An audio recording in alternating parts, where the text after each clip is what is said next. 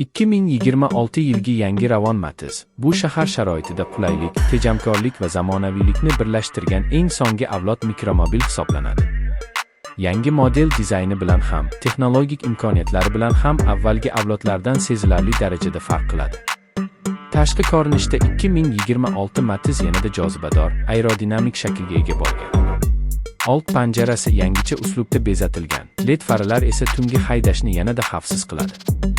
Korpusning ixcham o'lchami tor ko'chalarda va shahar tirbandligida osongina harakatlanish imkonini beradi. Salon qismi kichik bo'lishiga qaramay, ichki joylar juda oqilona joylashtirilgan. Yangi modelda zamonaviy multimedia tizimi, sensorli ekran, Bluetooth ulanishi va orqa kamera mavjud. Haydovchi o'rindagi balandligi sozlanadigan bo'lib, uzun safarlarda ham qulaylik yaratadi. Texnik jihatdan 2026 Ravon Matiz 1,6 litrli benzin dvigateli bilan jihozlangan.